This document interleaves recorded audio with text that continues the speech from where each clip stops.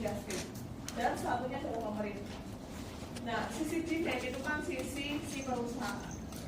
Perusahaan berapa sih yang mau dia hire, berapa kemudian tingkat upahnya, berapa yang dia hire, berapa yang dia pekerjakan, itu sama dengan MRP. Berapa sih marginal dikalikan pay output, sehingga wage sama dengan di MRP. Nah, MRP ini apa? Tambahan tambahan output saat kita menambah satu pekerja dikalikan harga output. Kemarin kita juga sudah belajar di equilibrium labor market ada dua pasar, yakni adalah perfect dan non perfect. Perfect saat ada samensi atau potongan antara si isopon dan isopos. Nah, non perfect ini apa? Ini berbeda tergantung dia monotoni atau monopoli. Kalau monotoni dia juga ada dua, non diskriminatif dan diskriminatif.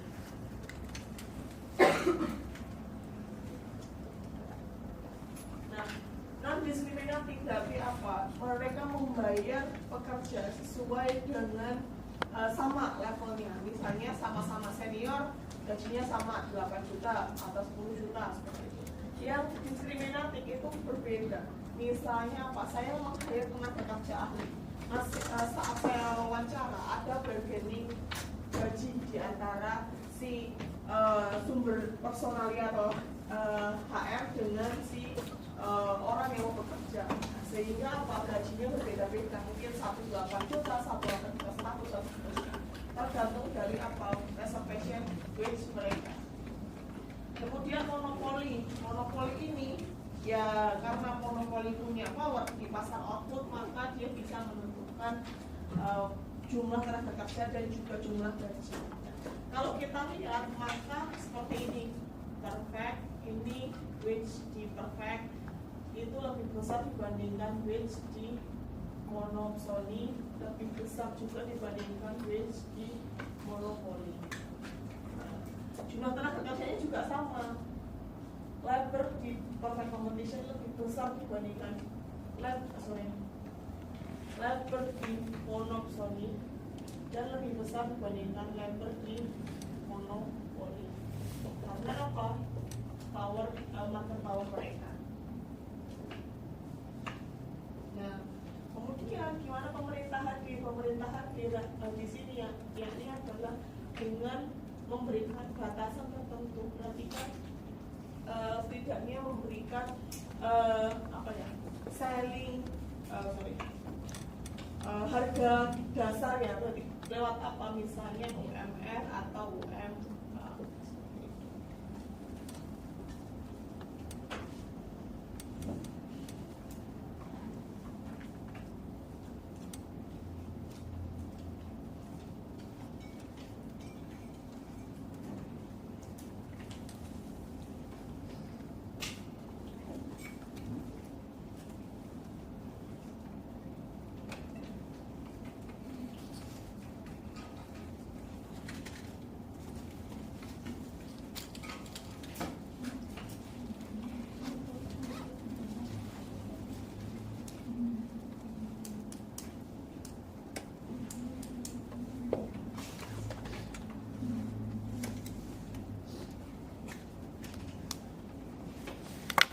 Kita lanjutkan ya.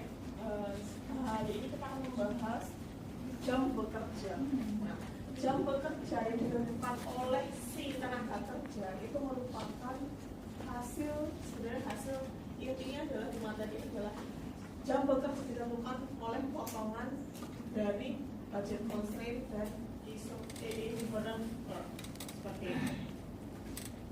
Nah, sehingga apa, kita akan potongan indifferent curve dan juga antara aliansi antara independent curve dan budget constraint itu bisa kita pelajari melalui review labor supply, kemudian kita bisa tahu working preference masing-masing individu, budget constraint, jumlah jam bekerja yang mereka tentukan, yang mereka tentukan, dan juga policy implication-nya apa sih mengenai jam bekerja gitu.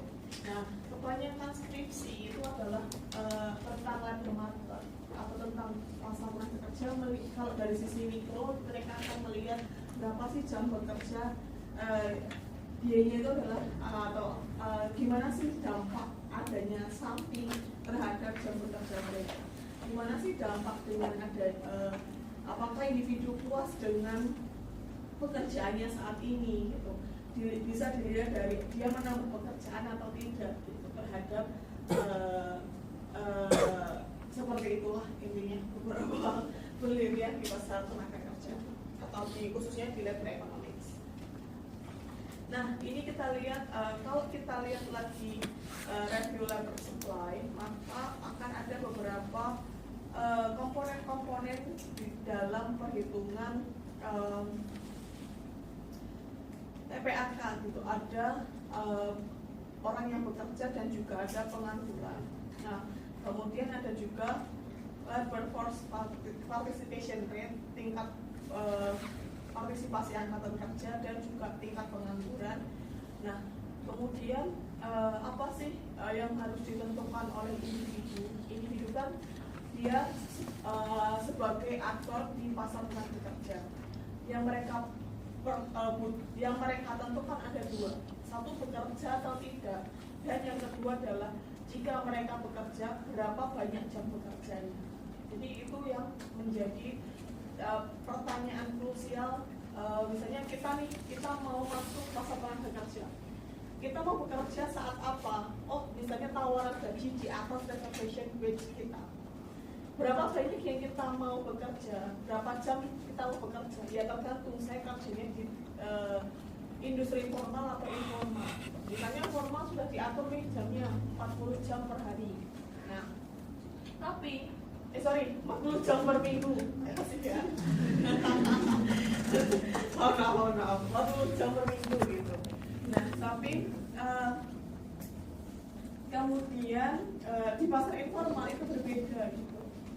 Misalnya tergantung dari tawaran upah per jamnya, tawaran upah per bulannya. Sehingga apa?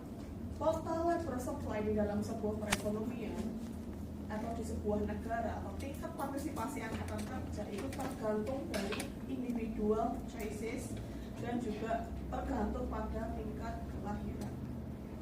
Nah, jadi misalnya berapa banyak nih yang menganggur? Ya tergantung, berarti jumlah usia produktif di 15 sampai 64 dikurangi jumlah orang yang berpartisipasi di dalam pasar tenaga kerja. Sehingga apa? Kadang kita bisa bilang bahwa kita harus jadi kita setidaknya menyetujui bahwa satu dan lain social science itu saling berkaitan satu sama lain. Misalnya apa? Di dalam pasar tenaga kerja ini juga berkaitan juga dengan di dalam kesehatan. Gimana sih kita bisa mengontrol kelahiran?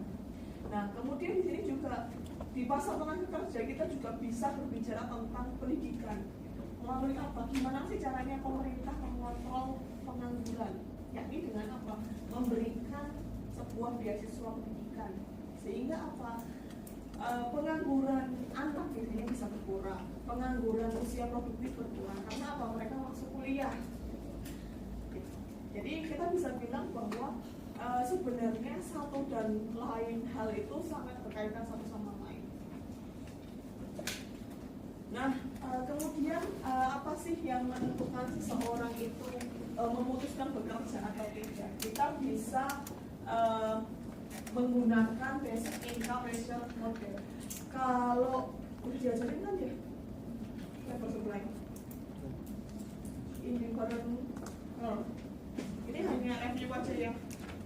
Ini independent curve, ini kayak gini. Udah, oke. karena nanti MBN indifferent curve dari budget constraint kita gunakan, financial kita gunakan untuk menentukan berapa sih jumlah jam bekerja yang optimal. Nah, penentuan kita bekerja atau tidak kita bisa menggunakan basic income ratio model. Berapa sih yang dalam satu minggu itu kan 24 dikalikan 7, 168. Nah, 168 jam itu berapa sih yang saya alokasikan untuk bekerja misalnya. Nah, kemudian misalnya 110 itu yang saya gunakan untuk 110 itu yang saya gunakan atau saya alokasikan untuk bekerja dan leha-leha. Leha-leha itu maksudnya apa? Misalnya di luar jam tidur itu dimaksud leha-leha. Misalnya saya nonton TV, saya nonton Netflix, misalnya saya scroll TikTok misalnya gitu, atau scroll Instagram dan seterusnya. Nah, karena apa? Kenapa sih teori keputusan orang bekerja itu sangat penting? Karena ya sebuah negara bisa kita bilang national income ataupun GDP kita itu tergantung dari berapa banyaknya orang yang bekerja. Kalau orang bekerjanya banyak, ya mungkin satu sumbangan pajaknya semakin tinggi, misalnya kalau di atas BTKP. Kemudian produktivitas atau kinerja meningkat dan seterusnya. Nah, misalnya apa? Sehari itu ada 24 jam. Nah, kemudian saya membagi nih, saya menyediakan 16 jam untuk memilih antara leha-leha atau leisure dengan bekerja gitu. 8 jam saya pilih untuk tidur gitu. Nah, sehingga apa? Kita bisa mengandaikan working preference, kita bisa menggunakan indifferent curve dan menggunakan konsep indifferent curve dan budget constraint itu untuk melihat di mana seseorang itu memilih antara bekerja dan juga leha-leha dari waktu yang dia sediakan. Nah, sehingga apa? Utility function atau satisfaction dari seseorang itu tergantung dari pendapat dia bekerja dan juga leisure. Maksudnya apa? Saya mau konsumsi nih, saya mau konsumsi, ya tergantung nih dari pendapatan dari upah saya, ya enggak? Nah, upah saya itu tergantung dari apa? Jam bekerja saya. Semakin tinggi, sebenarnya ini basic indifferent curve ya, semakin tinggi semakin seseorang itu happy, semakin seseorang itu tingkat kepuasannya semakin meningkat. Kemudian di dalam satu indifferent curve yang sama, maka pilihan-pilihannya itu memberikan tingkat kepuasan yang sama. Misalnya di sini antara titik A dan titik B sama-sama util di 25.000 misalnya, puas di 25.000. Nah, sehingga apa? Si indifferent curve ini menggambarkan slope indifferent curve itu adalah marginal rate of substitution. Artinya apa? Berapa sih nilai yang mau kita korbankan? Berapa sih trade off antara leisure dan juga bekerja? Misalnya seperti ini. Saya punya dua tawaran gaji, satu mungkin 100.000 per jam, satunya adalah 150.000 per jam. Nah, di 100.000 per jam saya memutuskan tidak bekerja. Karena apa? Menurut saya trade off antara si leisure dan juga leisure dan juga bekerja itu belum worth it gitu. Karena menurut saya leisure lover gitu. Saya pengen berleha-leha lebih banyak, sehingga kapan saya mau bekerja misalnya adalah di saat slope-nya itu adalah 150.000 misalnya. Jadi berapa sih intinya slope dari indifferent curve atau MMS di dalam pasar tenaga kerja menggambarkan berapa sih trade off antara si leisure dan juga bekerja.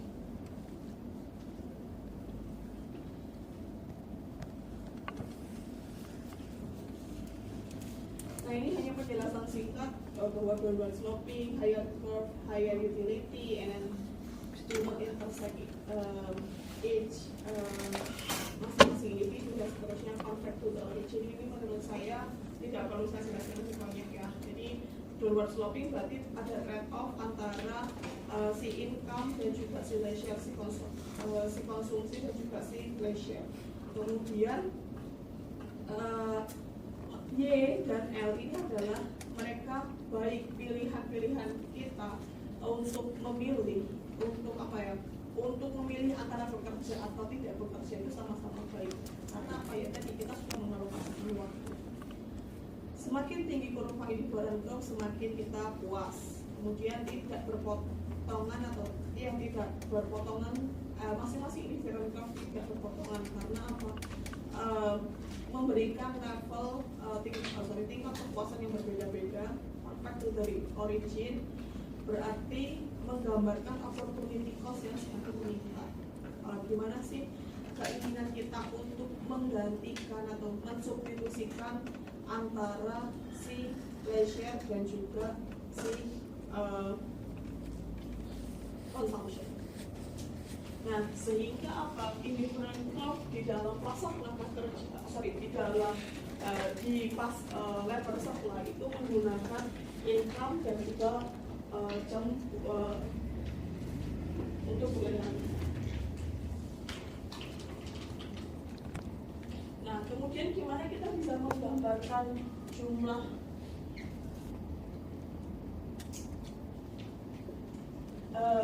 C atau Y? Ini sama aja ya, consumption, gaji kita gunakan untuk konsumsi atau pendapatan, jadi sama aja. Jadi nanti kalau di slide-slide lain atau di bab lain saya menuliskan C atau Y, nggak usah bingung, intinya sama aja. Pendapatan yang kita dapatkan untuk bekerja, ya itu pendapatan kita, ya kita gunakan untuk konsumsi. Nah, leisure misalnya apa tadi? Saya menyediakan 16 jam per hari, atau saya menyediakan dari 100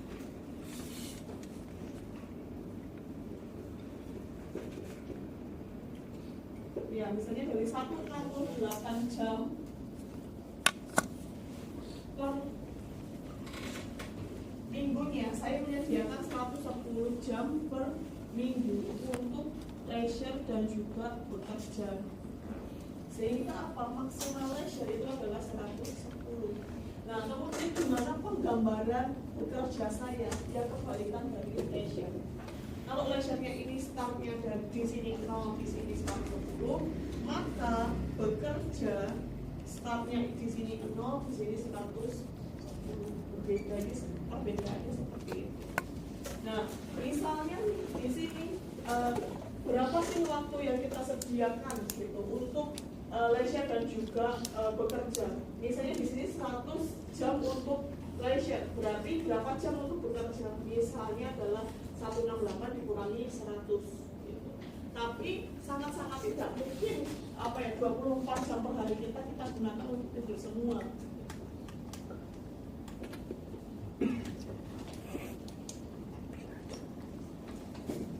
Nah, di sini ada dua indifferent curve, reference indifferent curve yang berbeda. Ada yang leisure lover, ada yang workaholic. Menurut kalian mana yang workaholic, mana yang leisure lover?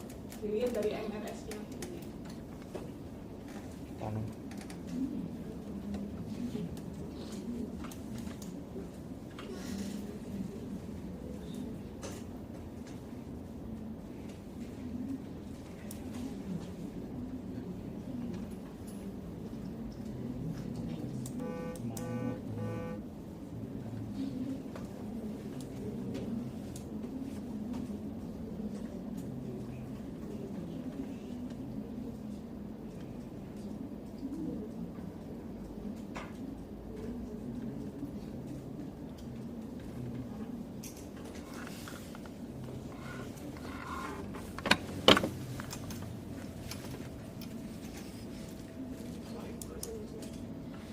Mana yang leisure lover, mana yang suka berleha-leha, mana yang workaholic? Aku curang. Ya, nggak ada poin kalau kamu nggak ada di sana. Ya, silahkan. Mas siapa? Veno ibu, Veno. Iya, Reno. Silakan. Yang curam itu yang suka leha-leha, yang lebih landai, yang apa? Yang workaholic. Oke, yang curam yang kanan atau yang kiri? Kiri ibu. Kiri. Nah, betul rekan, kami lihatnya dari MNS-nya, curam atau landai. Nah, kalau yang curam tipe dia adalah leisure lover. Yang landai dia yang workaholic. Dilihatnya dari MNS-nya. 16 tambah 7.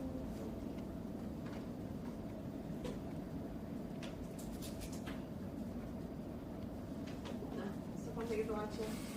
Jadi tergantung nih leisure lover atau workaholic tergantung dari pandangan orang melihat leha-leha itu barang inferior atau barang normal. Kalau barang normal atau misalnya di saat posisi tertentu, gaji tertentu, saya merasa saya mau working life balance gitu. Nah, tapi kalau leisure lover atau workaholic, ya udah karena gaji saya meningkat, ini kesempatan saya nih untuk meningkatkan income saya, sehingga leisure saya pandang sebagai barang yang inferior.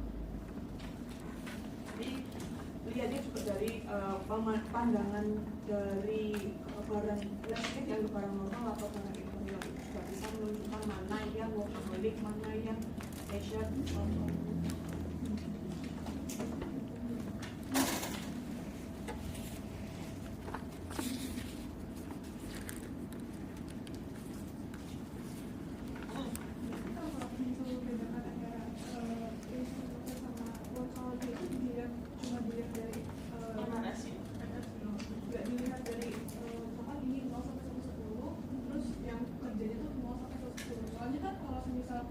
Kurvanya itu lebih tinggi yang bekerja ini berarti waktu bekerjanya lebih baik yang enggak.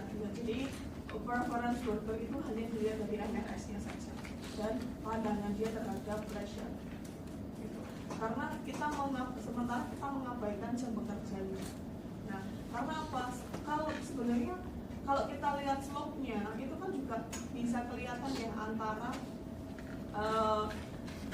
gimana sih trade off antara bekerja dan juga berleha-leha. Kalian tahu kenapa sih labor supply itu backward bending? Hah? Kalian sudah dijelasin? Kenapa backward bending? Karena ada perbedaan efek substitusi dan pendapatan seiring waktu. Nah, ya ini yang coba saya jelaskan. Kenapa sih yang kurva demand itu, kenapa sih backward bending seperti ini? Karena ada income effect dan substitution effect. And then nanti ini yang akan saya jelaskan. Kalau gajinya naik, maka gimana sih jumlah jam bekerjanya? Naik atau enggak? Tapi ada poin tertentu, gajinya naik tapi jumlah bekerja ini aja, jumlah bekerjanya itu turun. Karena apa? Oh ya udah, saya sudah merasa puas, saya sudah merasa kaya gitu, sehingga saya memandang bahwa bekerja itu saya nggak butuh kerja banyak-banyak, saya mau menikmati masa tua saya mau menikmati leisure saya atau seperti itu. And then saya akan menjelaskan kenapa sih labor supply itu adalah backward bending, karena ada dua efek yang berbeda saat ada kenaikan gaji. Nah, kemudian muncul pertanyaan, backward bendingnya saat apa? Jawabannya adalah masing-masing individu itu berbeda-beda, tergantung preference masing-masing. Sehingga di awal kita harus belajar mengenai indifferent. Misalnya, oh saya merasa bahwa gaji 100 juta misalnya, itu menurut saya sudah banyak. Tapi ada juga orang lain yang memandang 100 juta itu masih sedikit.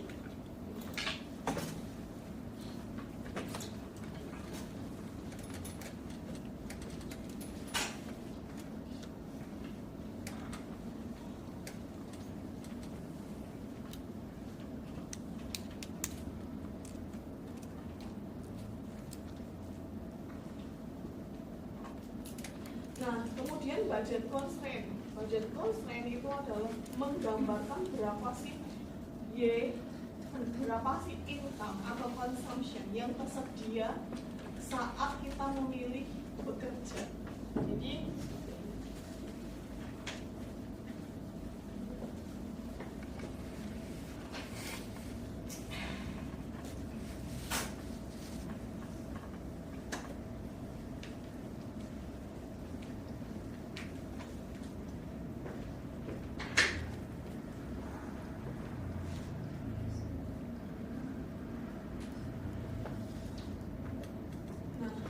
di sini adalah ini adalah income atau consumption, konsumsi.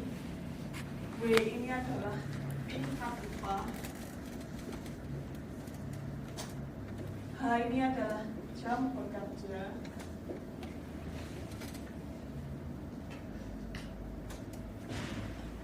Ini adalah non-labor income. Nah, berarti apa? Berapa sih banyak uang yang kita dapatkan? Berapa sih yang bisa kita konsumsi? Ya tergantung dari upah kita ditambah dengan upah-upah lainnya. Sehingga bisa kita gambarkan, bisa kita kalkulasikan seperti Y sama dengan tingkat upah dikalikan jumlah jam bekerja ditambah V, non-labor income. Non-labor income itu seperti apa bentuknya? Contohnya, misalnya saya dapat bantuan sosial, itu non-labor income. Saya menang lotre, itu non-labor income. Saya dapat warisan, itu non-labor income. Nah, non-labor income ini juga yang nanti mempengaruhi berapa sih pada level mana saya memutuskan untuk bekerja, tingkat upah seperti apa.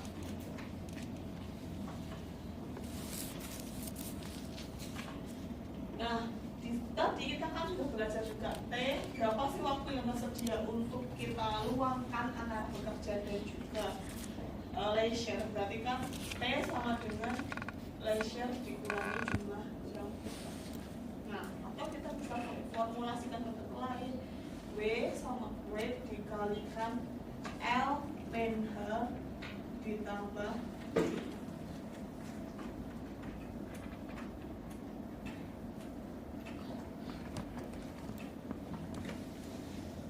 nah seperti ini tinggal ulang. Sehingga slope budget constant itu sama dengan minus tingkat upah.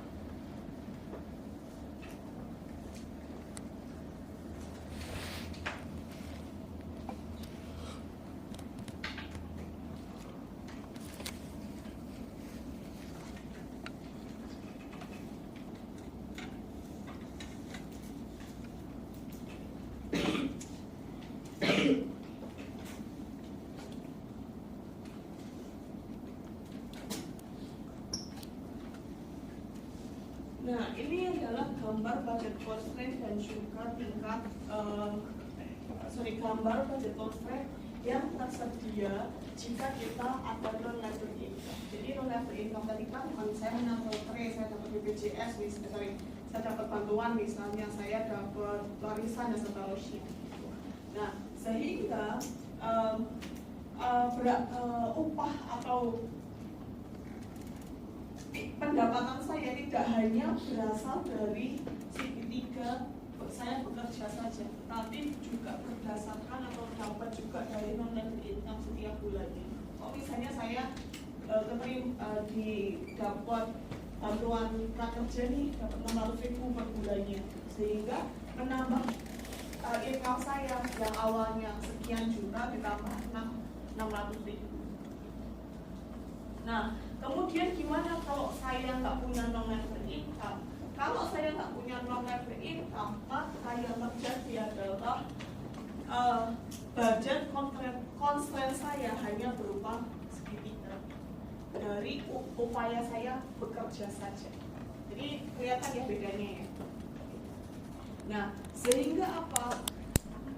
Budget non-labor income nanti bisa memengaruhi keputusan orang bekerja atau tidak berdasarkan apa reservation wage-nya. Di sini reservation wage-nya sehingga sudah berbeda di titik sini gitu.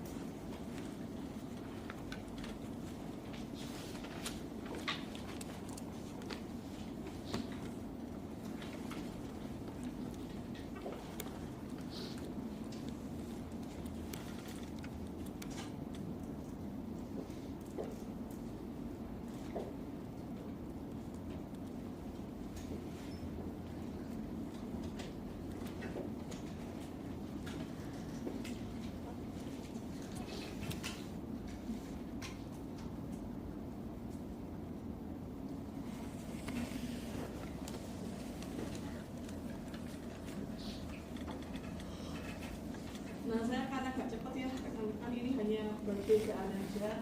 Gimana sih upah kita saat part time dan juga full time, maka akan berbeda.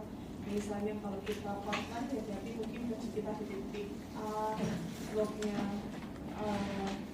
YN-nya semakin menjadi lebih banyak kalau kita bekerja part time dan juga full time gitu. Karena apa, pengaruh dari gajinya itu semakin banyak kan, B kali hanya semakin tinggi kan gitu. Sehingga apa, mungkin budget konselnya juga berbeda-beda antara pekerja yang full time dan juga part time. Nah, kemudian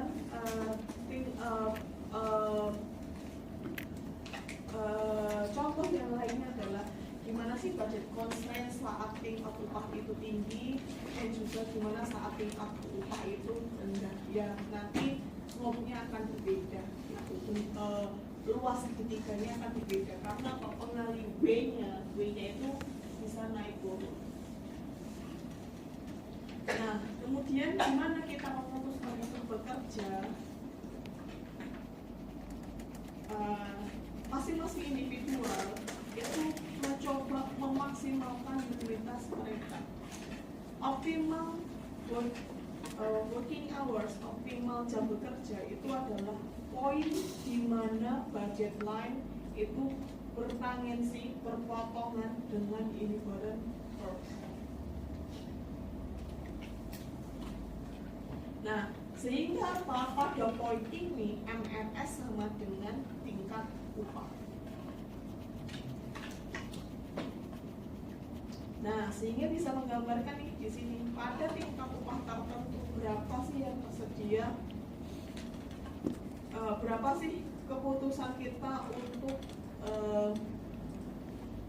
bekerja dan berapa keputusan kita untuk leisure. Mohon maaf garisnya miring ya. Nah, di sini misalnya apa? Oh, 70 kita pilih untuk leisure, 40 jam kita pilih untuk bekerja. Nah, ini loh rekan-rekan yang tadi saya gambarkan. Kalau yang diketahui gambarnya ini curve atau gambar dari kurvanya hanya leisure saja, gimana kita bisa menggambarkan si working hours ya? Working hours kebalikannya dari leisure. Kalau startnya leisure itu 0 sampai 110, startnya working hours itu dari kanan ke kiri.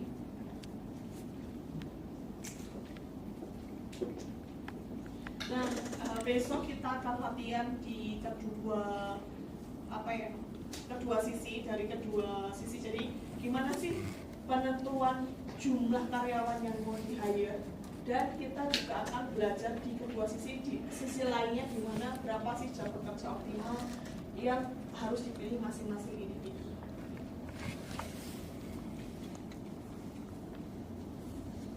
Nah, ini yang lainnya, mana individu kan mau pengennya adalah memaksimalkan utilitasnya. Dia kalau memilih di IC yang 0 maka dia belum util gitu. Kemudian kalau dia memilih di IC yang star, dia yang paling util, yang paling rasional. Sedangkan saat di U1 di paling tinggi yang hijau, maka itu di luar tawaran yang ada, di luar tawaran gaji dari perusahaan, sehingga mana yang dipilih ya tentunya yang valensi antara si isopos dan juga indifferent budget constraint dan indifferent.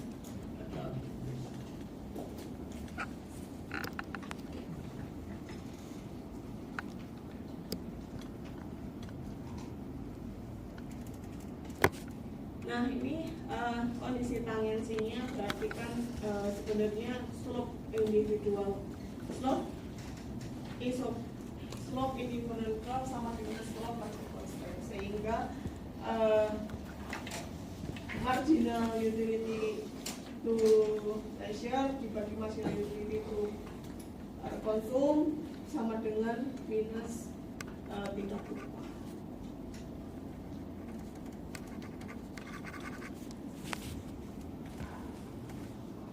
Ini nggak perlu saya jelaskan ya matematisnya, karena nanti mau makan waktu.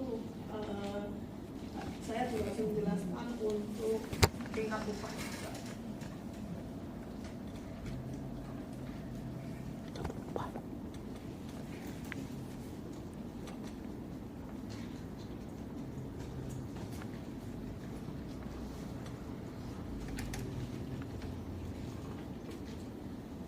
Nah, kemudian apa sih yang terjadi saat tingkat upah itu turun?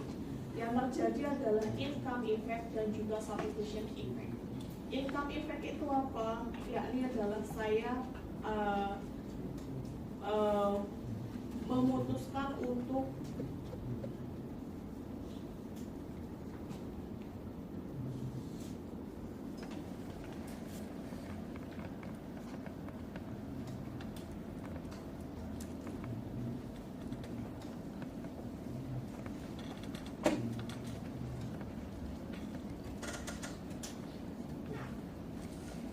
effect ini adalah saya merasa sudah kaya, sehingga apa? Sehingga yang saya putuskan adalah mengurangi jam bekerja. Kemudian substitution effect itu apa? Substitution effect itu adalah kesempatan nih bagi saya untuk memperkaya diri saya, sehingga saya memutuskan menambah jam bekerja. Nah, fokusnya di mana? Fokusnya adalah di leisure-nya. Leisure-nya barang normal atau tidak.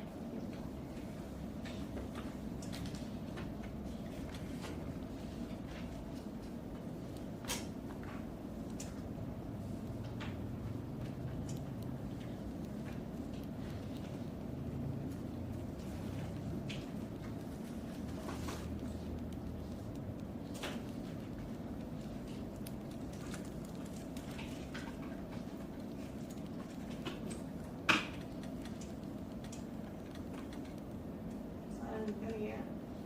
Nah, kemudian apa dampak dari perubahan non-labor income terhadap jumlah jam bekerja? Nah, kalau non-labor income-nya meningkat nih, saya yang awalnya hanya dapat bantuan prakerja, sekarang dapat bantuan prakerja dan PKH misalnya. Nah, dampaknya seperti apa? Dampaknya adalah tergantung dari pandangan kita terhadap leisure. Kalau menurut kita leisure itu normal, ya saya makin kaya, ya udah saya mengurangi jam bekerja aja. Nah, sedangkan kalau leisure itu adalah barang inferior, kesempatan nih bagi saya saat non-labor income saya meningkat, saya makin tabungan saya semakin tinggi, ya udah saya bekerja lebih banyak aja. Karena apa? Kesempatan saya untuk menambah tabungan saya. Karena apa? Anggapan saya bahwa leisure ini hal yang tidak penting. Nah, jadi tetap poin titik gimana fokusnya di mana? Substitution effect atau income effect tergantung dari pandangan kita terhadap leisure. Barang normal atau barang inferior. Kalau barang normal menurut kita penting leisure itu, ya saya pengennya work life balance gitu, ya udah saya mengurangi jam bekerja. Tapi kalau menurut saya barang inferior nggak penting, orang saya masih muda, kesempatan saya nih untuk mengumpulkan tabungan. Nah, berarti dia barang inferior, saya memutuskan untuk menambah jam bekerja saya. Nah, berarti ini adalah substitution effect. Ini adalah income effect.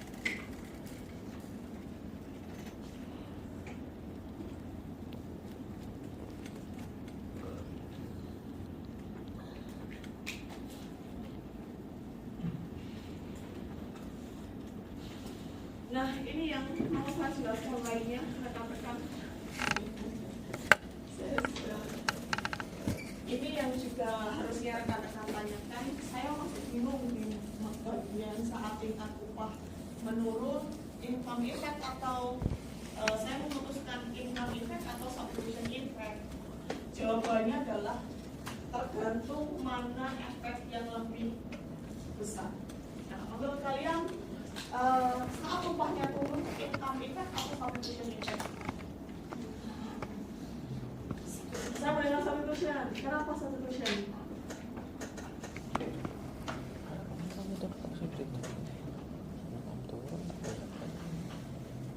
Kerja lebih lama, dapat Substitution? Kenapa substitution? Apa substitution?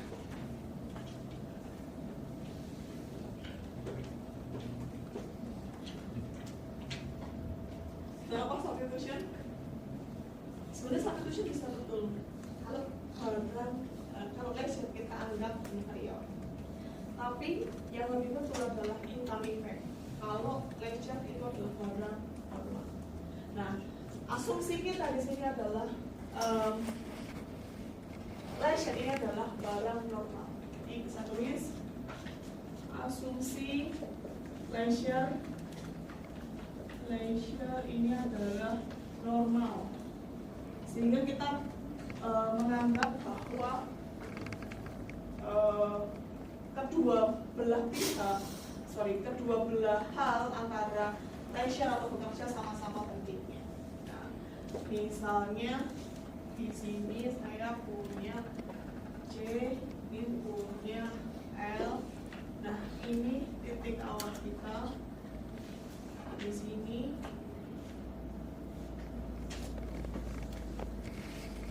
ini adalah E, ini adalah F, ini G. Nah, katakanlah tingkat upah awal itu adalah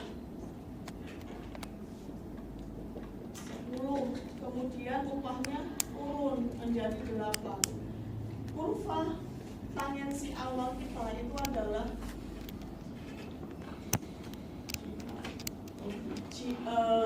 budget constraint-nya awalnya adalah GRE, kemudian tangensinya ditunjukkan oleh titik R. Nah, kemudian upah itu turun, maka dampaknya adalah muncul kurva kedua. Ya, ini adalah sehingga sekarang tidak lagi GRE tapi F, P, dan juga E. Nah, slope antara si GRE dan FPE ini berbeda. Sehingga kita butuh bantuan titik-titik di sini untuk menggambarkan slope yang sama. Nah, menjadi di sini yang awalnya ini adalah 75 menjadi 70.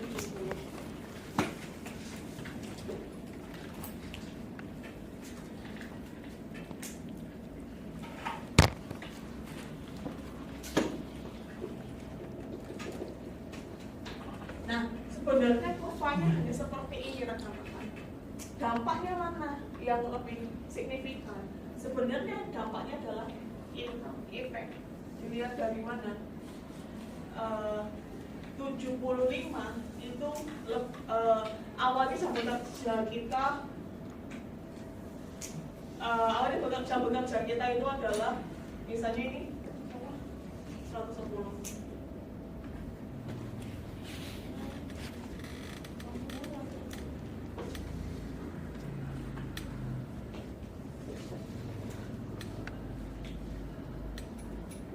yang terjadi adalah kenaikan jam bekerja. Karena apa? Oh, saya masih harus tetap bayar cicilan rumah, saya tetap masih harus konsumsi dengan tingkat konsumsi yang sama, sehingga efeknya itu adalah income effect. Nah, kemudian kenapa sih kita butuh garis DD ini? Karena untuk memudahkan kita memahami mana efek yang lebih dominan, substitution effect atau income effect. Nah, di sini ternyata kurvanya membuat titik yang baru, yakni adalah Q, di mana Q ini adalah 85. Nah, kemudian berapa sih income effect dan substitution effect-nya? Income effect dan substitution effect-nya itu adalah di sini. Income effect itu adalah dari Q ke P. Substitution effect dari R ke P. Dari R ke Q. Ini adalah 15, ini adalah 10. Mana yang lebih dominan? Income effect. Nah, sehingga apa? Kalau kita sebenarnya tanpa menggunakan si kurva DD ini agar slope-nya sama antara yang baru dan yang lama, kita bisa langsung melihat total effect-nya dari 75 menjadi 5, sehingga total effect-nya adalah selisih antara keduanya, yakni adalah 5.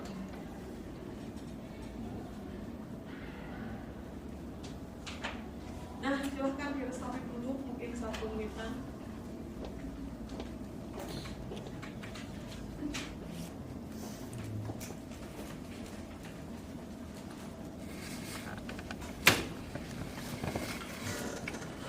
Nah, kenapa butuh DD ya? Sebenarnya begini ya, nyata yang terjadi itu adalah nggak ada pengandaian, nggak ada counterfactual. Kalau kita milih menambah jam bekerja, ya kita menambah jam bekerja. Kalau kita memilih untuk mengurangi jam bekerja, ya kenyataannya kita mengurangi jam bekerja. Nggak ada pengandaian saya bisa mengurangi dan menambah jam bekerja, itu tidak.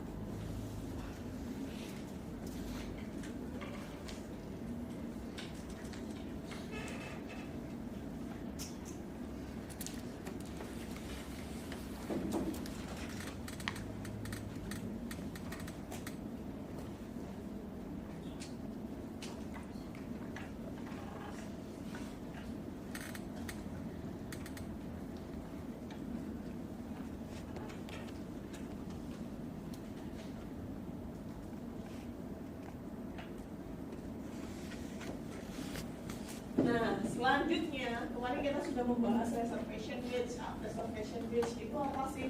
Nah, sebenarnya reservation wage itu adalah kapan sih kita upah reservasi kita?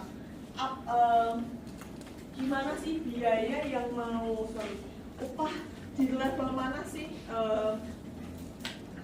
Leisure yang awalnya kita untuk memilih leha-leha, kita ganti untuk bekerja. Nah, punya dua asumsi. Kalau upah pasar kurang dari upah reservasi kita, maka kita memilih tidak untuk bekerja. Asumsi kedua adalah reservation wage itu adalah sebesar non-labor income. Kalau ada non-labor income-nya, maksudnya gimana? Satu, saya memutuskan bekerja saat saya ditawari upah misalnya 150.000 per jam, tapi si pasar, si perusahaan menawar upah saya menjadi 100.000 per jam. Saya memutuskan tidak untuk bekerja. Nah, yang kedua, si reservation wage itu akan meningkat saat adanya non-labor income. Bedanya di mana? Ada di sini tadi. Ini dengan non-labor income, ini tanpa non-labor income. E-nya itu berbeda. Sehingga apa? Saat saya dapat non-labor income, dapat warisan, menang lotre, dapat bantuan pemerintah, maka keputusan saya untuk bekerja atau leisure yang saya memilih untuk bekerja meninggalkan leisure itu semakin tinggi juga. Nah, ini yang kita namakan slope ICBC di titik E, ini yang kita namakan reservation wage.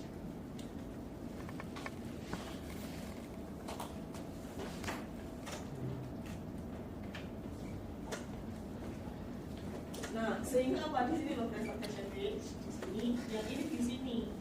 Terbukti kan saat kita dapat non-labor income, reservation wage kita meningkat. Saat kita dapat non-labor income, reservation wage kita cenderung rendah. Gambar ini kayak gini ya, ya gambar kayak gini.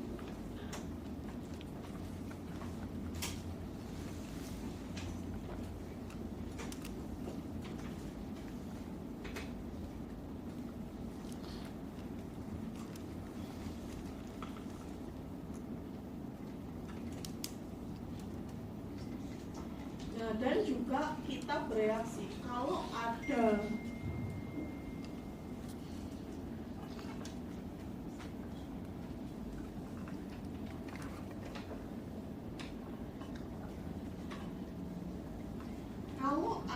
kenaikan tingkat upah, maka biasanya PPAK itu meningkat. Karena apa? Oh, kesempatan bagi saya untuk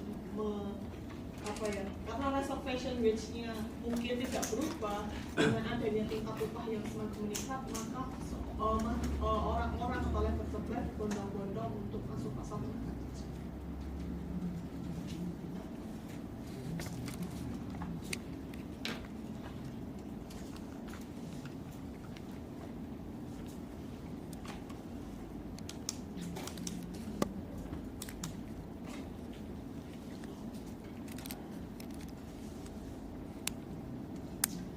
Nah, kemudian labor supply curve. Biasanya labor supply curve ini mengilustrasikan hubungan antara si jam bekerja dan juga tingkat upah. Nah, kenapa sih tadi backward bending ya? Karena ada dua efek saat upah itu meningkat. Nah, sehingga bisa kita gambarkan di sini. Misalnya, nggak usah saya gambarkan di sini aja. Misalnya tingkat upah awalnya itu adalah $13. Kita memutuskan jam bekerjanya adalah 90. Tingkat upahnya $20. Relation kita 90, jam bekerjanya 20. Kemudian saat tingkat upahnya $20, kesempatan bagi saya nih menambah tabungan saya, jam bekerja saya menjadi 30. Upahnya semakin meningkat lagi menjadi 25.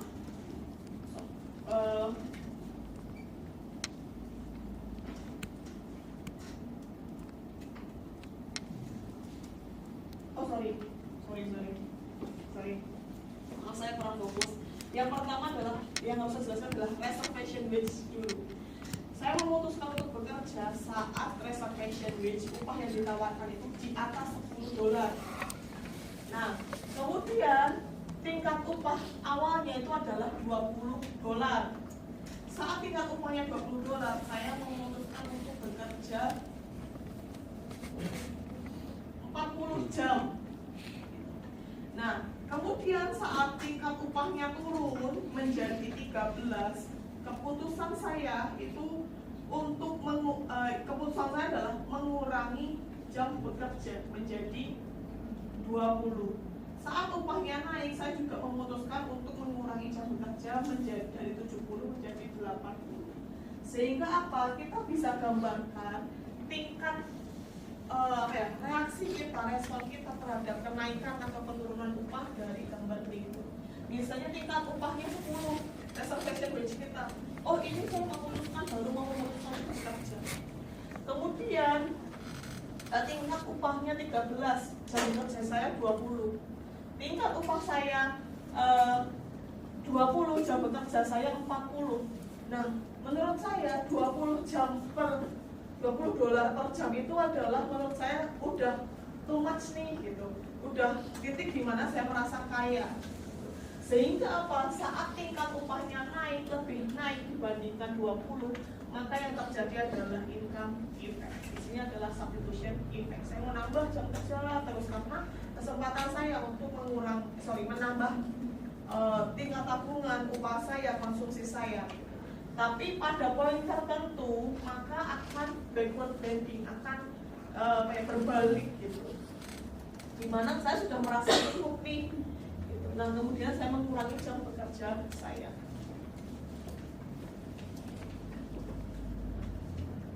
Nah, tapi asumsinya keduanya antara bekerja dan juga leisure sama-sama barang normal.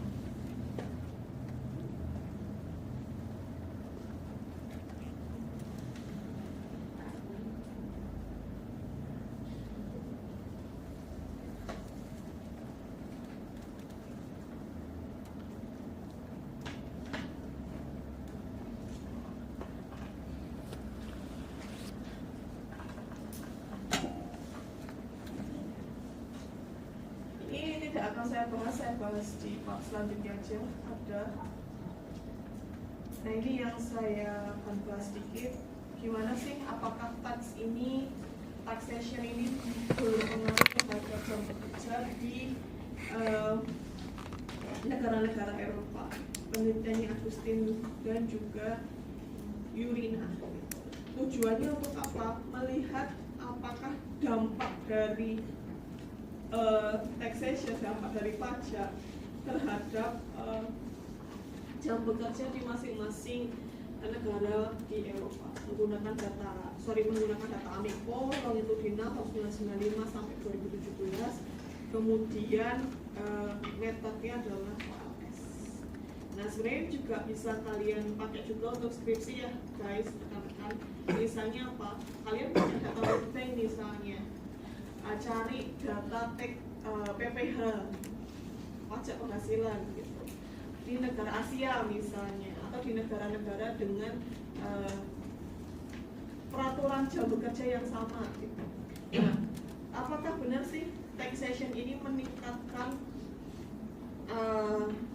atau mengurangi jumlah jam bekerja? Biasanya misalnya saya kurang tahu ya datanya ada nggak di dalam World Bank. Nah, hasilnya apa? Hasilnya adalah tax rate itu secara signifikan meningkatkan, secara signifikan bisa menjelaskan tingkat upah di masing-masing negara. Nah, elastisitasnya itu adalah 0,5. Dan taxation ini menyebabkan adanya DWL di dalam pada tingkat kesejahteraan si pekerja. Nah ini hanya seperti ini aja berita bahwa flexible hour for women, dan juga bisa nggak sih dulu itu kan ada wacana yang BUMN itu kan hari Sabtu Jumatnya day off gitu. Nah ini referensinya McConnell, kemudian Pelas dan juga Borges. Nah, ada pertanyaan dulu sebelum kita break 2-3 menit. Soalnya materi selanjutnya juga cukup lumayan, tapi nggak banyak-banyak. 36, tapi beberapa itu hanya slide-slide-nya yang panjang.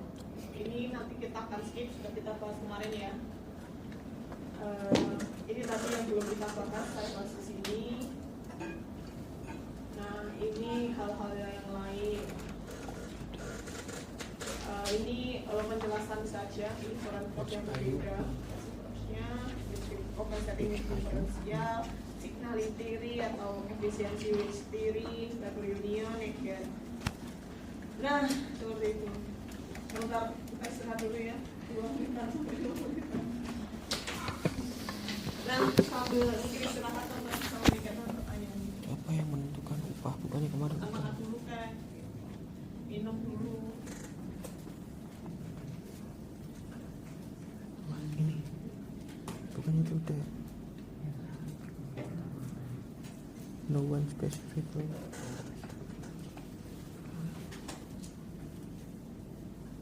Ada yang belum bisa presensi? Fauzan Martiza, Ika Sasta, Dia Salsabila, Pekita, Winarni, Muhammad Hisham Prabowo, Rafli, Nicholas Davis, Octavia Adinda, Aditya Putri, Tegar Hermawan, Nasiwa Soma, Muhammad Farhan, Muhammad Umar,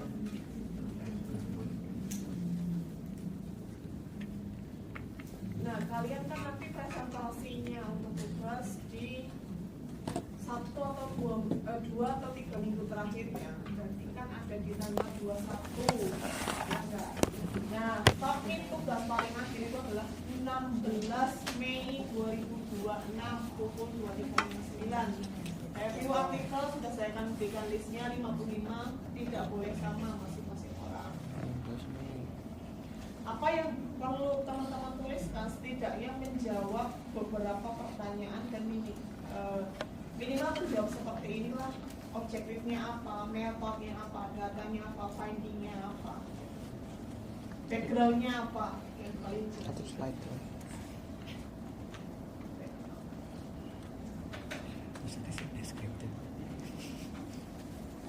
Oh iya. Cheer. seperti ini aja. Ya kalau mau satu slide bisa menjelaskan semua ya nggak apa-apa. Tidak terbatas slide-nya tapi nggak usah banyak-banyak juga. Saya nanti capek koreksi.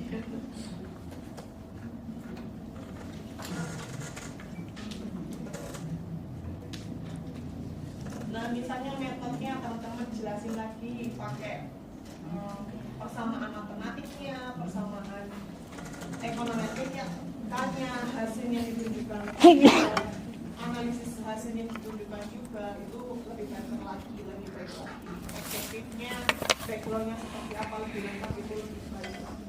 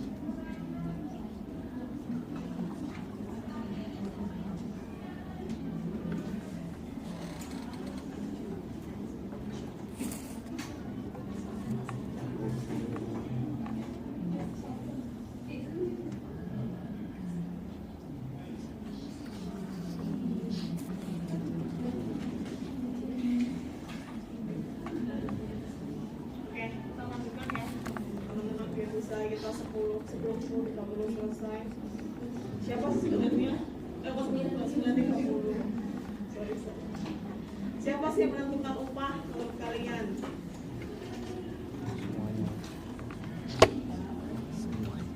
Semuanya. Siapa yang nentuin upah di pasar tenaga kerja?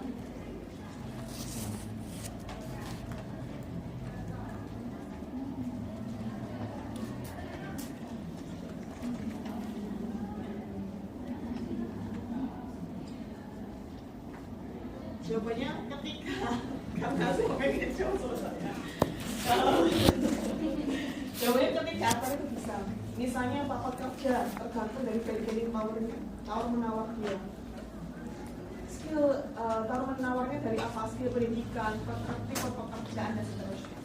Pasar bisa juga karena apa? Di pasar persaingan sempurna antara kedua aktor, pekerja ataupun si industri tidak punya hak apapun, tidak punya power apapun.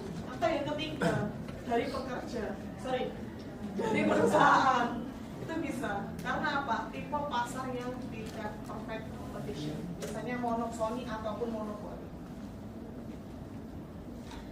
Nah, ini definisi upah sebenarnya kita bisa skip ya.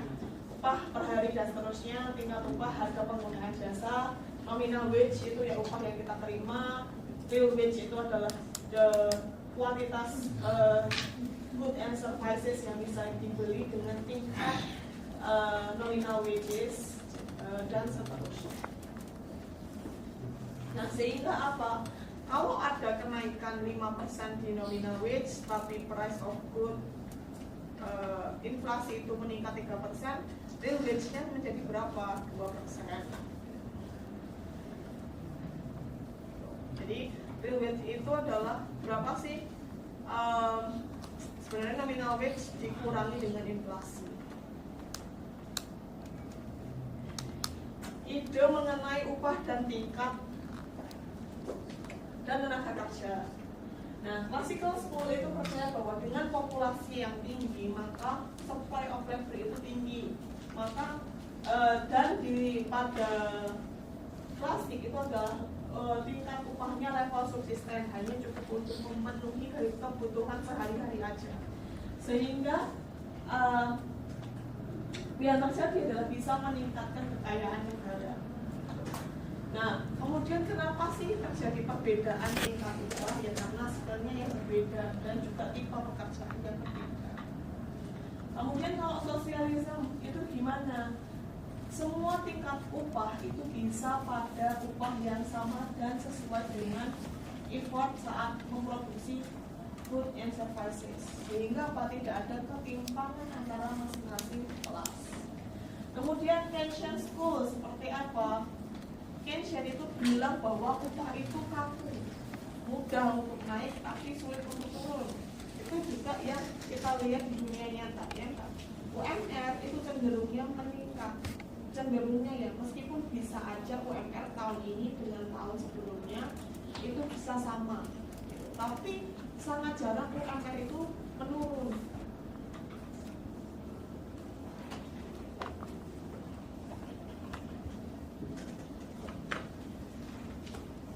Nah, kemudian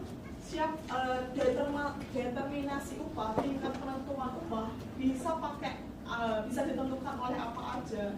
Yang pertama adalah traditional theory atau yang menyatakan bahwa tingkat upah itu ditentukan oleh supply dan demand. Ini di pasar persaingan sempurna. Theory of negotiated wages.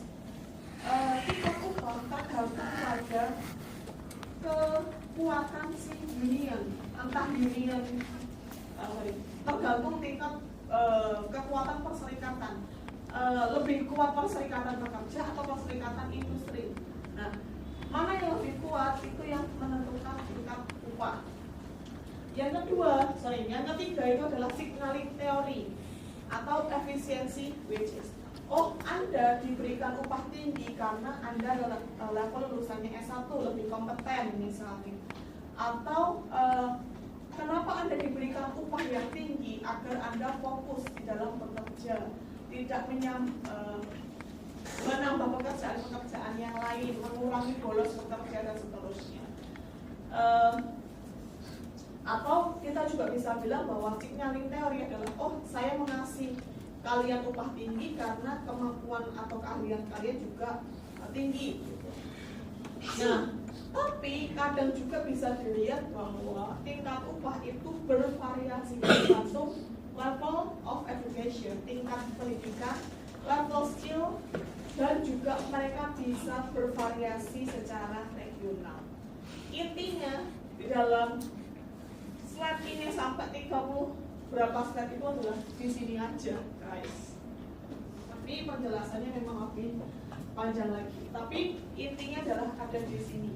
Ada juga wage compensating wage differential. Yang intinya adalah tingkat upah itu beda-beda tergantung dari skill, tergantung dari pekerjaannya berat atau tidak. Misalnya apa? Anda diminta untuk mengecor jalan gitu.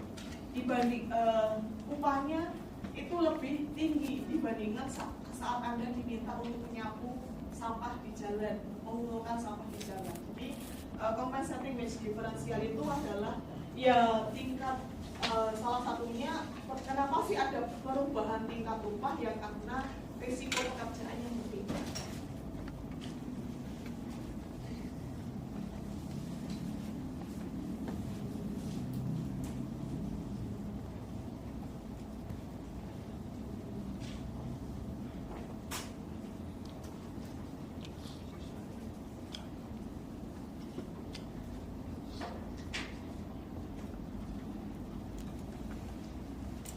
Nah ini penjelasannya untuk pure kompetitif.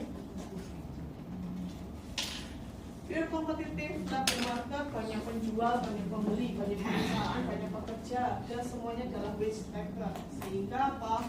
Ya upah itu ditentukan, wage rate tergantung dari marginal rate of productivity dan ya tingkat upah ditentukan oleh pasar.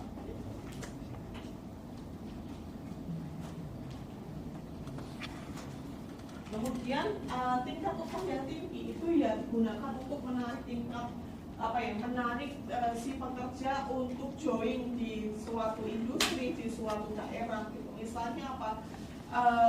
Nalarnya gimana, logiknya gimana? Misalnya gini, Anda ditempatkan di luar Jawa dan di Jawa gitu.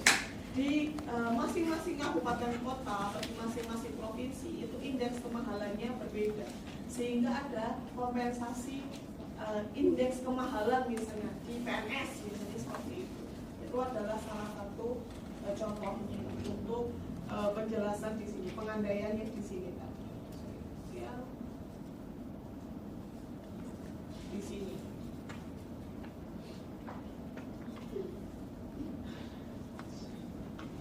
Selanjutnya adalah negotiated theory atau bargaining. Upah ditentukan oleh tawar-menawar antara siapa?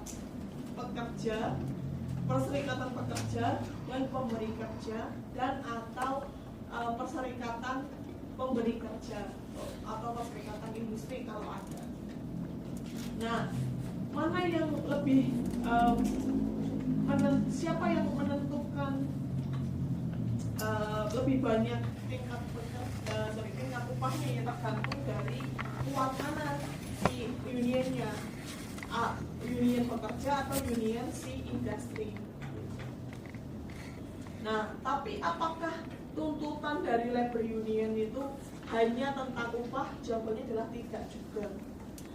Kadang mereka berbicara tentang benefit. Oh, berapa sih tingkat rate lemburnya?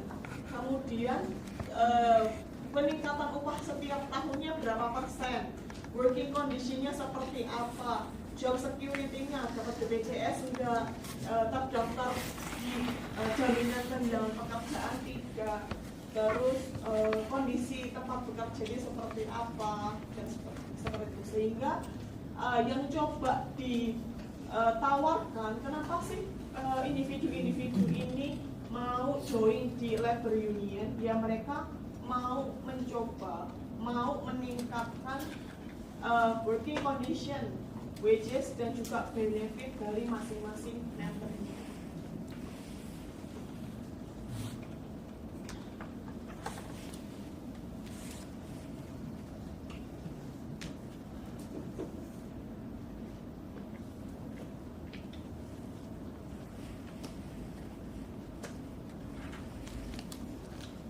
Nah, selanjutnya ada efisiensi based theory.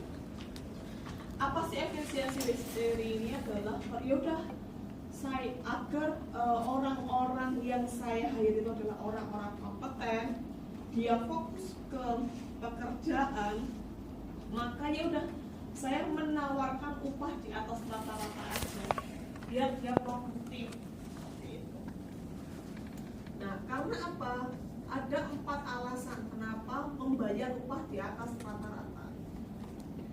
Kalau saya membayar upah lebih tinggi, biasanya tingkat kesehatan pekerja semakin tinggi juga, dia lebih produktif.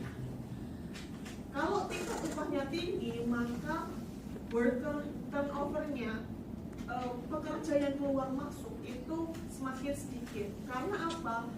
Men-hire, men-training pekerja itu sangat-sangat costly, sehingga bisa saat perusahaan menawarkan upah yang tinggi, maka si pekerja memutuskan untuk stay lebih lama gitu, atau memutuskan untuk tetap bekerja di tempatnya, sehingga mengurangi turnover. Kemudian kenapa sih menawarkan gaji yang lebih tinggi di atas rata-rata juga? Karena meningkatkan worker quality-nya. Misalnya kayak gini, Anda ditawari pekerjaan dengan gaji 10 juta dan 20 juta, pasti ekspektasi Anda sudah berubah kan? Gitu. Ekspektasinya apa? Oh, siap, yang 20 juta itu biasanya orang-orang yang kompeten, yang pintar, yang ini, yang itu, yang ahli dan seterusnya, kayak gitu. Nah, sehingga apa? Kualitas pekerjaannya itu juga berbeda. Sehingga apa? Dia meningkatkan produktivitas juga. Kemudian yang keempat adalah meningkatkan worker effort-nya. Effort pekerjanya juga meningkat. Kita bisa lihat dari mana? Kalau gajinya sedikit, mereka cenderung untuk menambah pekerjaan mereka. Maksudnya ada pekerjaan sampingan sehingga kurang fokus. Nah, kalau ngasih gaji lebih dari rata-rata, maka mereka akan cenderung untuk bekerja dan tidak memikirkan untuk membolos, memikirkan untuk menyambi pekerjaan seperti itu.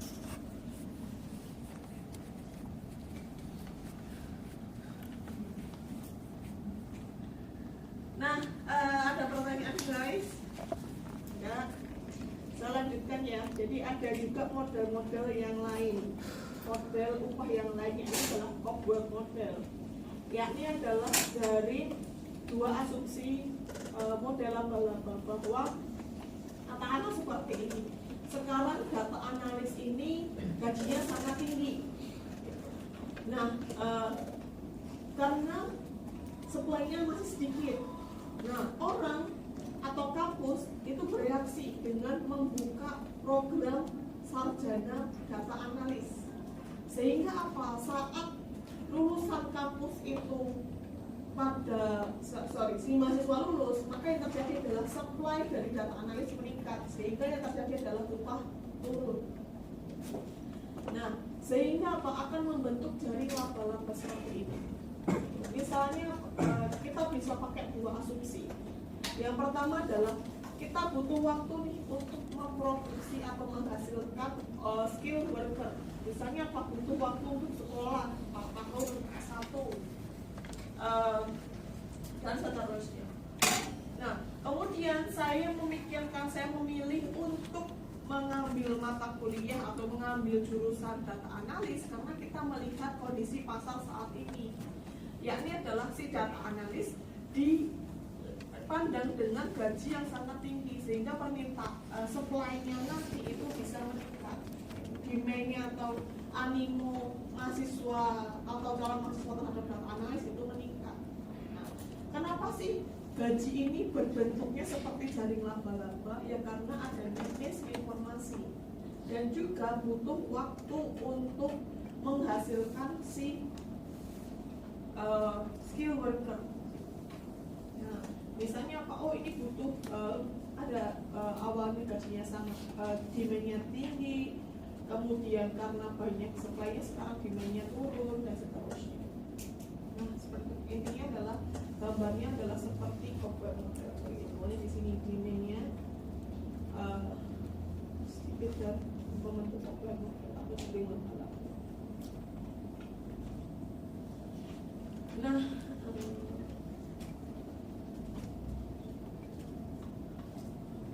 Nah, selanjutnya ada yang namanya compensating wage differential, bahwa pekerjaan-pekerjaan yang mungkin memberikan resiko lebih tinggi, kita memberikan gaji yang berbeda pada pada tingkat pekerjaan yang berbeda, tergantung dari apa karakteristik. Misalnya apa, objek analytics-nya, skill requirement-nya, antara si pro hire dengan new fresh graduate itu gajinya berbeda, sehingga ada compensating wage differential. Kemudian efisiensi wage tadi juga, sehingga yang ter-hire itu adalah lulusan-lulusan yang kompeten gitu. Pekerja yang heterogen juga, human capitalnya itu berbeda-beda, worker preference-nya berbeda-beda juga. Pasal yang tidak sempurna, perfect information, kita tidak bisa asumsi no cost mobility itu tidak ada, atau yang lainnya adanya union atau from ukuran perusahaan yang membuat tingkat upah itu berbeda. Misalnya apa, multinational company dengan local company, mungkin gaji yang ditawarkan pada level fresh graduate, analis itu berbeda, sangat jauh berbeda. Itu yang kita namakan juga compensating wage differential, atau upah yang berbeda. Itu karena apa sih? Ya setidaknya karena 4 hal ini.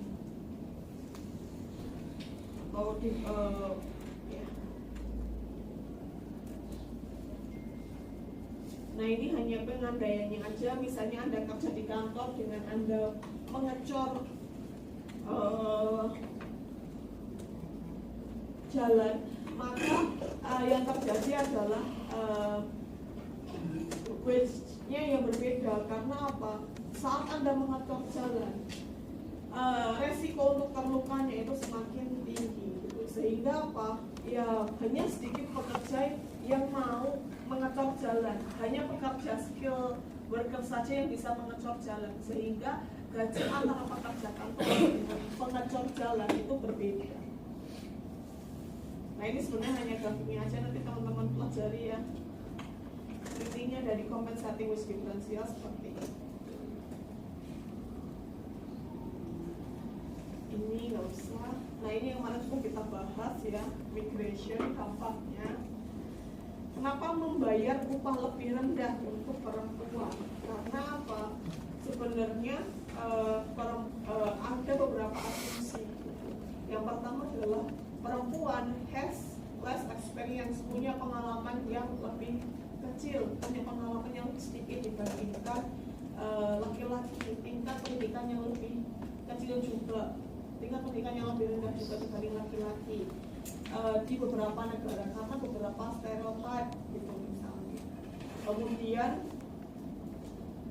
some higher beberapa juga memang memberikan upah lebih tinggi pada laki-laki karena mungkin pekerjaannya terlalu berat, tidak bisa dilakukan oleh perempuan misalnya mengecor jalan tadi. Dan mungkin perempuan itu keluar masuk pasar tenaga kerja karena apa? Dia keluar masuk pasar tenaga kerja karena punya anak misalnya, memutuskan fokus pada keluarga misalnya. Nah, ini kalau yang kita tahu upah di Indonesia itu seperti apa sih jawabannya? Ya kalau kita bisa bilang lebih ke negotiated. Memang ditentukan oleh UMK, tapi UMK itu negotiated. Karena apa? Di penentuan UMK kita ada aktor-aktor yang terlibat dalam penentuan UMK, pemerintah, labor union dan dan industri dan perserikatan industri. Nah, Tapi pemerintah itu juga punya formulanya sendiri di dalam peraturan pemerintah nomor 51 tahun 2003. Yakni adalah formula upah minimum tergantung dari inflasi, economic growth, dan indeks-indeks lain. Nah, sehingga apa? Upah minimum tahun depan biasanya kan diinformasikan di bulan November Desember nih. Upah minimum tahun depan itu gimana? Upah minimum tahun ini dan adjustment-nya. Adjustment-nya dilihat dari apa? Ditentukan oleh apa? Ditentukan oleh dinas ketenagakerjaan masing-masing kabupaten kota.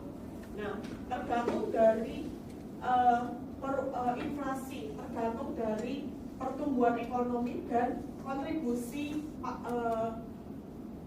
tenaga kerja di pasar tenaga kerja biasanya antara 0,1 sampai 0,3 dikalikan upah minimum tahun ini. Jadi bisa aja nih upah minimum tahun depan sama dengan upah minimum tahun ini. Karena apa? Tingkat inflasinya sama. Ekspektasi inflasinya sama. Kemudian pertumbuhan ekonominya juga sama. Sehingga apa? Tambahannya itu menjadi 0. Sehingga upah minimum tahun depan bisa aja sama dengan upah minimum tahun ini. Nah, tapi kita juga tahu bahwa dalam prosesnya itu ada negosiasi antara si pekerja dan juga si pemberi kerja.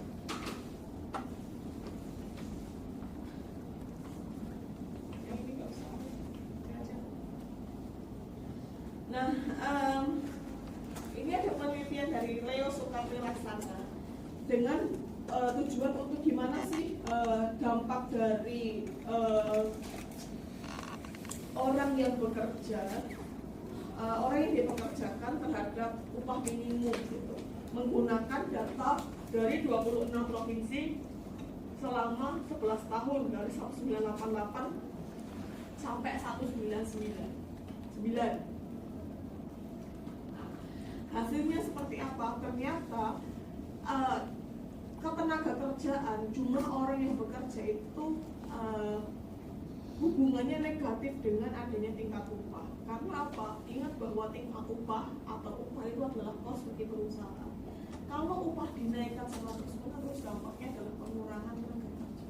Sehingga temuan dari Leo Sukarti Laksana adalah ada hubungan negatif antara employment effect dan minimum wages atau upah.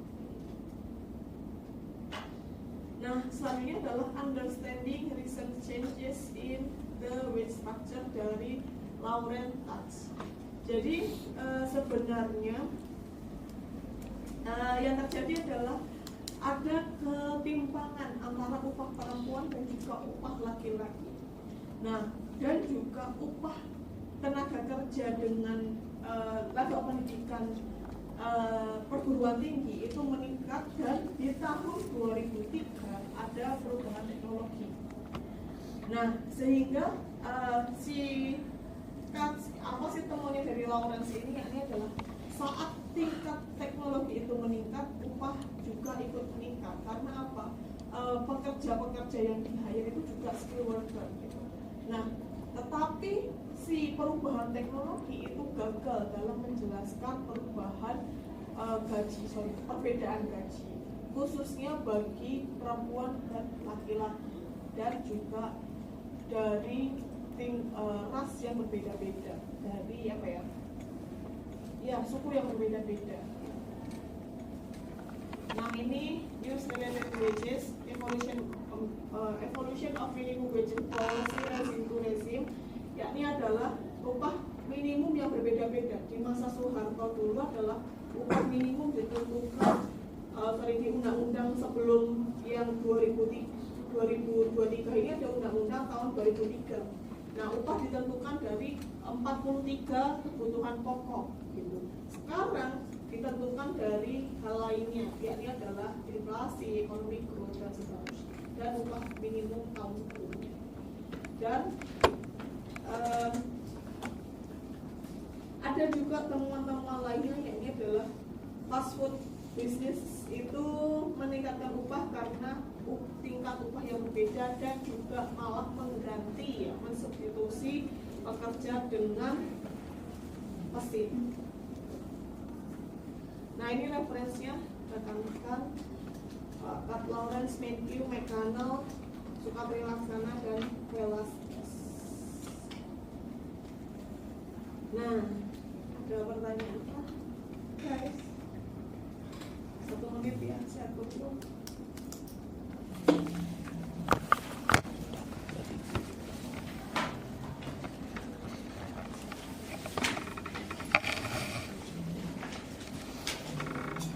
Nggak ada? Kalau nggak ada kita cukupkan ya. Kalau sudah yang sini juga kuliah. Kita perlu sarapan mungkin. Nah, kita cukupkan kuliahnya sampai ketemu di minggu depan di jam yang sama. Wassalamualaikum warahmatullahi wabarakatuh. Terima kasih.